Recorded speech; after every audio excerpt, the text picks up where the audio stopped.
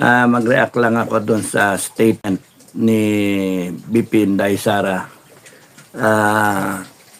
Yung kay BBM, the usual lang naman yun, pero hindi naman kapanipaniwala yung mga sinasabi niya. Piliin daw ang Pilipinas, no? Yun ang ginagawa natin, pinipili natin ang Pilipinas. Inaano natin eh. Binibigyan natin na ng halaga yung mga pangyayari na hindi dapat gawin pero ginagawa pa rin nila. So, yung statement ni BBM, iba yung sinasabi sa ginagawa on the ground, no? Sira yung mga institusyon natin, na-corrupt na yung mga tao, bumaba yung antas ng tiwala ng tao sa mga institusyon natin. Kaya, kung magsalita siya, ganun din ang ginawa niya doon sa PMA. Salita siya, do not lie, cheat, steal, do not nor tolerate. Pero yung ginagawa nila is different from the sa pronouncement ni BBM. Nagsabi siya diyan sa araw ng kalayaan na paalagaan natin ng natin. Mga iniwan ng mga mahal na mga heroes natin. O kami ngayon. Yung heroes natin. Piliin natin yung Pilipinas kaysa sa sarili natin. Ang ganda sana pakinggan. Kaya nga lang, yung ginagawa nila on the ground, iba. Tinago nila yung katotohanan, pinanigan pa niya yung maling gawa. Tapos nun, yung sa Senate na nangyayari, kinonsinti pa niya yung ginawa ng minority at kinikilala niya si Senate Pro Tempore Wing Gatchalian na illegal naman yung ginagawa sa ngayon sa konstitusyon natin. Kaya iba yung sinasabi, iba yung ginagawa, no? So yun yung takeaway doon kay Kaya hindi na kapanipaniwala yung mga pinagsasabi ni BBM kasi budol talaga.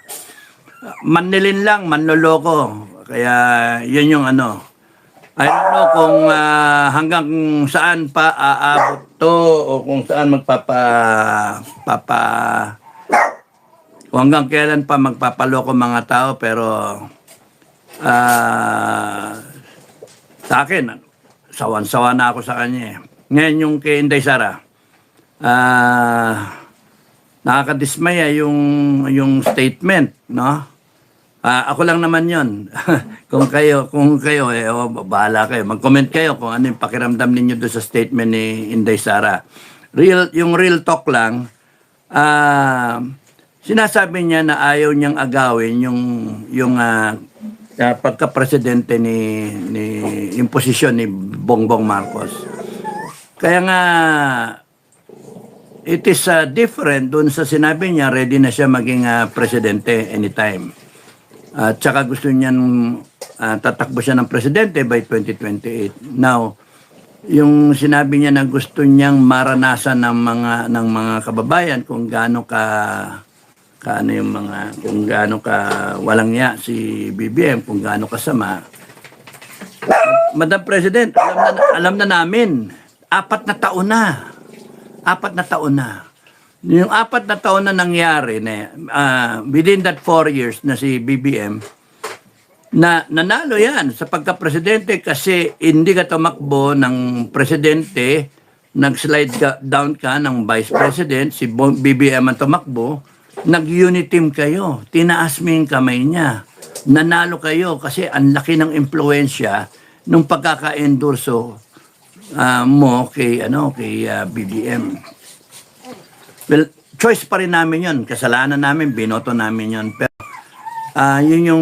basta yun yung reality check,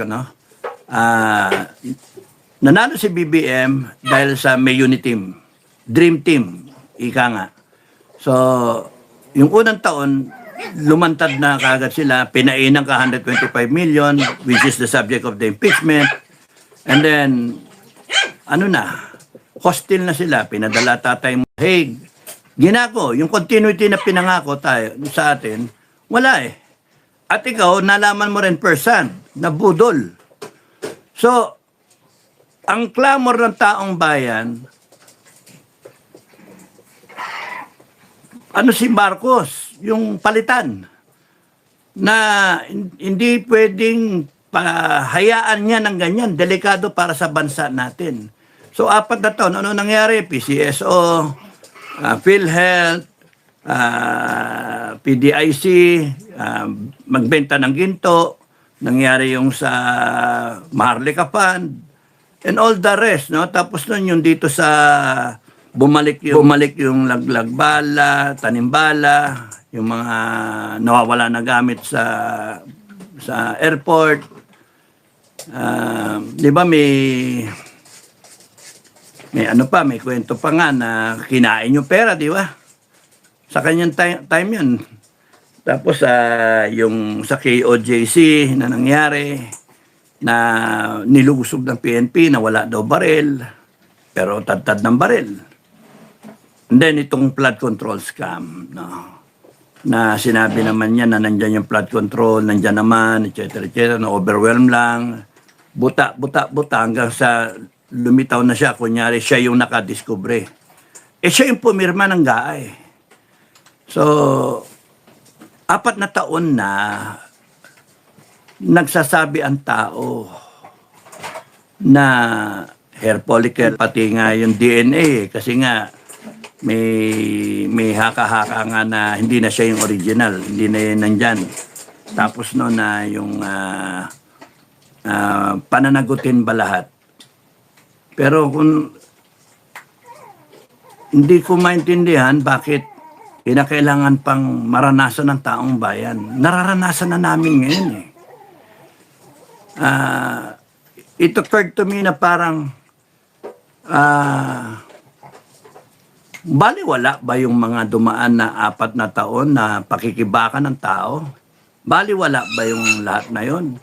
Nakasuhan ako, nakasuhan si Pokis, nakasuhan si Ka Eric, nakasuhan... Kumbaga sa ano, tapos nun yung naggastusan din to mga tao, mga kakasuporta sa mga rally. No, kakapunta sa mga rally. Ng KKB yung sa amin, mga KKB pa nga eh. Abonado yung mga tao, tapos noon okay lang eh, okay lang. Sana lang ang hiniling na namin that you lead us. Yun lang eh. Para naman yung pagod, hirap namin, yung namin na kakasuporta sa inyo, ay yung magkaroon kami ng inspirasyon na alam namin na yung aming commander nandyan at nag-aalala sa amin. Pero yung 2028 pa hanggang sa dulo, ano yung dulo? Ano yung sa dulo? Ano yung sinabi ninyong dulo? Ang dulo ng walang hanggan na pagdating sa 2028. You know, the problem is, ang dami pwede mangyari from now hanggang 2028. Mauubos yung lahat ng ng leaders ninyo. Mauubos. Ini-isa-isa na eh. No? Siya pala yung aking Facebook tsaka yung aking Messenger, hindi ko ma-recover, no? So pati ako tinitira.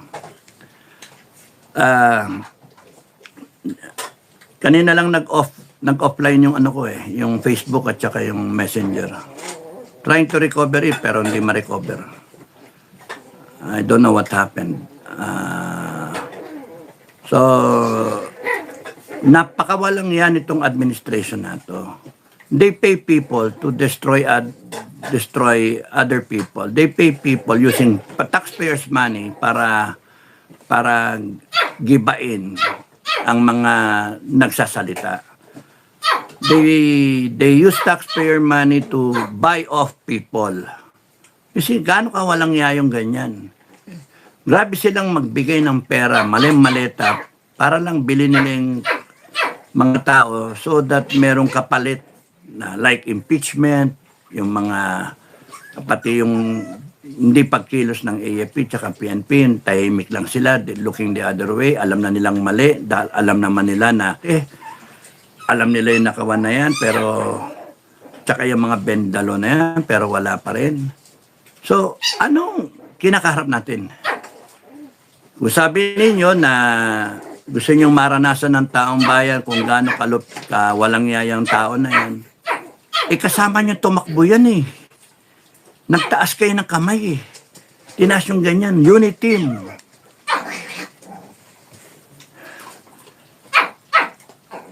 Can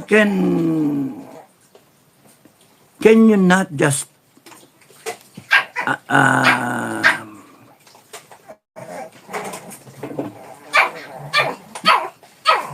be with us na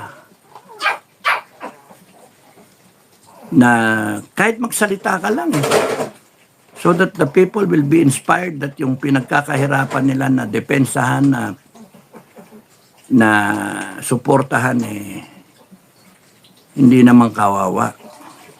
Yun lang sa akin. Kasi nakakayamot kakainis ba? Why look at 2028? Ano meron sa 2028? Kawawa tayo, kawawa ang Pilipinas. And sabi ko nga sa vlog every day na ganito tayo is another day na palayo tayo ng palayo sa isang magandang Pilipinas. In fact, baka hindi tayo makarecover. Baka magkaroon tayo civil war. Baka magkaroon tayo ng revolusyon na French type. Baka magkaroon na secession. Nakakasuka ang politika ng Pilipinas. People are dying. People are starving. So, Madam Vice President, Madam President, the least that you can do is feel the Filipino people.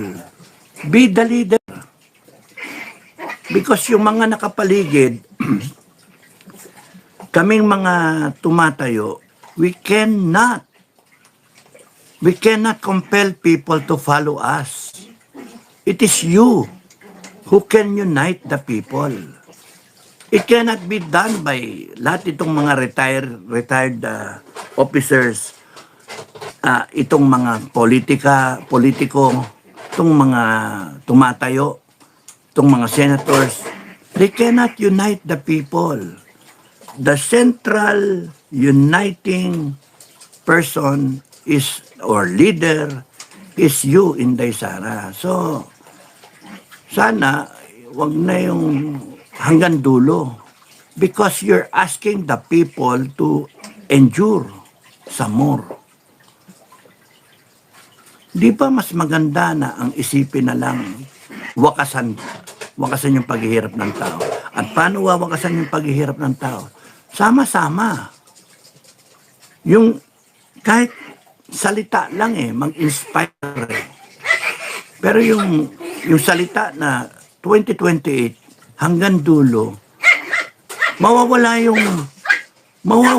mababawasan yung loyalty ng mga tao sa iyo. Because you will be perceived as another leader na mahina. Just like BBM. The people will perceive you as such. Ayaw namin yun. Ayaw namin. Ang inaano namin, tayuan mo ang taong bayan. Tayuan mo ang Pilipinas. Tayuan mo yung future generations. Tayuan mo. Because sabi mo nga, you are the Vice President. You are the constitutionally mandated na maging presidente.